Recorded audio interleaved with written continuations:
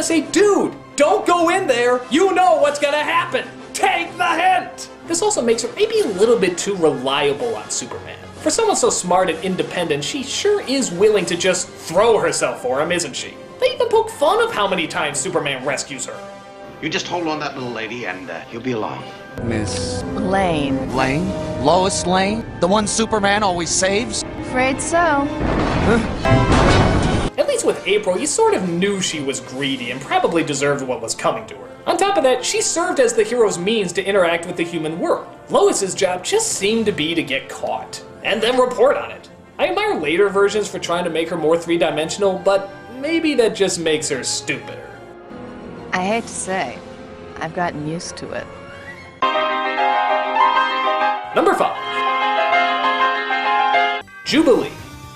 She's very similar to Robin in that she was supposed to represent the younger crowd who watched the story, and for a while, she did. In the first few episodes, she actually does have some real good lines. Get down! I don't have a whole lot of choice. I mean, sure, she got caught a lot, but she was starting out, too. But by the time the first season went by, not only was she getting caught a lot, but she was a whiner. Are you blind? Is this gonna take long? What is your problem? He's on our side! With Robin, you sort of knew he was dead on arrival. You know he's never gonna connect with the younger crowd dressed like that. And plus, a grown man hanging out with a little kid, kinda creepy. But Jubilee, despite also having a weird wardrobe, had a better chance of connecting because she was part of a group. And on top of that, it was a group of rebels, which every kid loves and relates to. So that's why it really sucks that she became such a third wheel. We wanted to feel like that kid who was part of the team, but she mostly just complained until somebody would come along and save her. And we didn't want that representing us. We wanted to fight right alongside them, not be saved all the time. I don't recall her being too much better in the comics, but at least she did have a few more kick-ass scenes. In the show, however, her power is about as effective as... A spree! Yeah. What else can you say but... Does a mall baby chili fries? that. Number 4. Scrappy Doo. Oh my god, I hate this little turd. This was Scooby-Doo's, I don't know, nephew, cousin, weekend son, I have no idea, but he was annoying as hell. He would always act tough and rush into situations thinking he could save the day. But of course, he's the size of an 8-ball, so physical violence is probably not gonna help you here. Let me at him! Let me at him!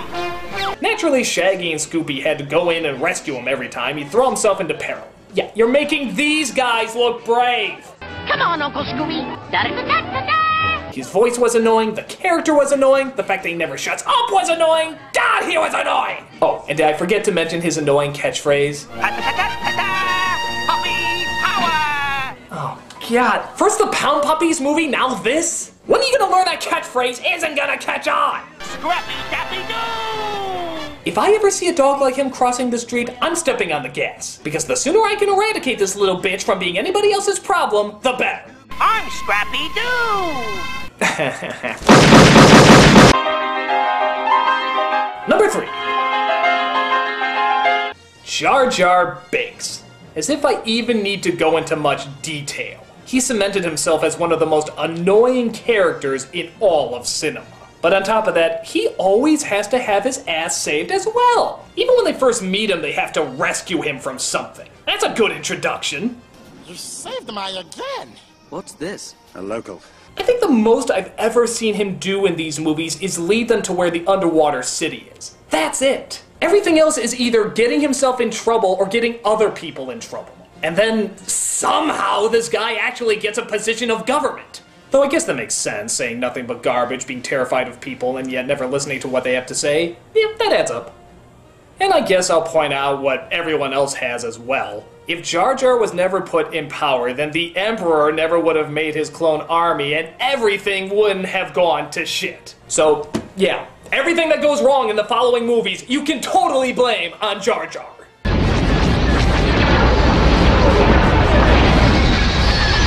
What else do I even need to say about him? His voice sucks, the character sucks, he can't take care of himself, and he doomed all the galaxy. Fuck him. I speak. The ability to speak does not make you intelligent. Number 2. Princess Peach. I could punch this broad in the face. Really, I could. How many times has this whore been kidnapped? Haven't they upped the security yet so that it doesn't happen anymore? And every time it does happen, she just keeps her pretty little smile. Tee, fuck you, bitch. I'm risking my life for you for the 20th fucking time. And don't you dare insult me by saying you're gonna bake me a cake. No, you give me a position of power, you fucking bimbo. I know more about this kingdom than you do. You see, I've been through it like a million times. You can't even stay around long enough to remember what it's called. I'm running the show now, Peach. I'm running the show. I don't know, I think it's just the attitude. The fact that she has no problem that you have to save her all the time.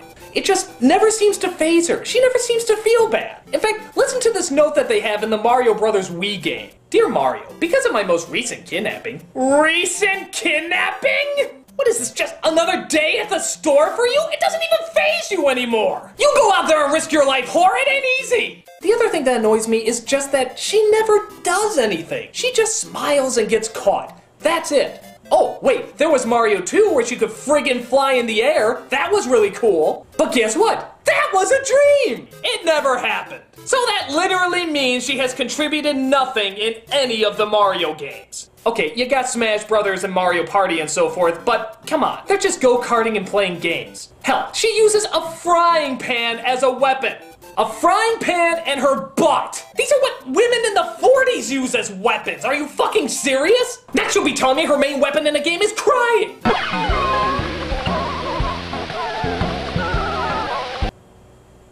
I hate you. Ugh, Princess Peach. If you still want to save her after all this, well, you'll have plenty of opportunities. Now I know what you're thinking. How can I possibly top Princess Peach, one of the most famous damsels in distress of all time?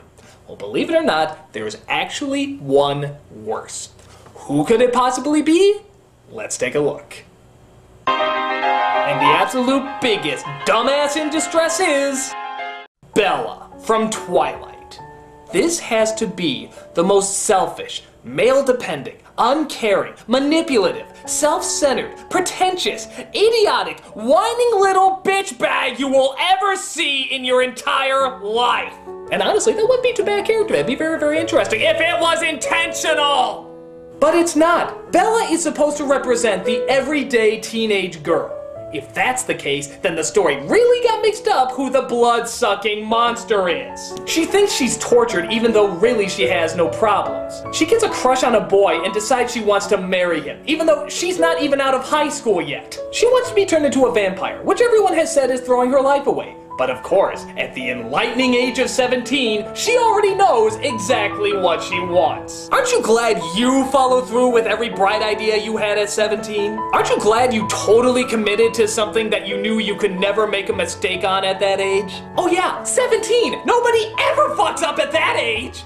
The boyfriend tries to leave her so that he can save her, but she constantly keeps throwing herself off cliffs and putting herself in danger just so he can notice her. Good fucking God. That's right, girls. If your boyfriend leaves you, do exactly this. I assure you it won't backfire in the least. Sure, you might be dead, but that'll teach him. She then gets another boy involved who actually seems supportive and attentive, but she dumps him because the other guy looks at her weird. And by God, how can she turn down a guy with no personality that just looks at her weird? Again, one of those brilliant choices you make at 17. So now a whole war is going on, all because of her. And everyone is going out of their way to try and protect her, and she's simply like, yeah, that's cool.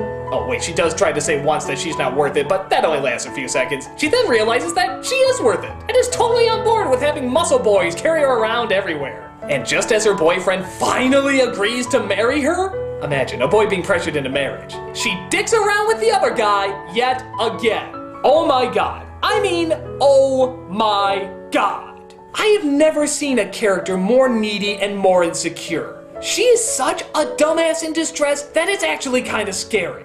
She is a scary character. In another dimension, maybe she could have been a great Shakespeare villain. This really complex, developed psychotic mind. But as the common, everyday, relatable girl that we're all supposed to identify with, she is, and always shall be, the biggest dumbass in distress. I'm the Nostalgia Critic, and pray for these boys, people. Pray for them.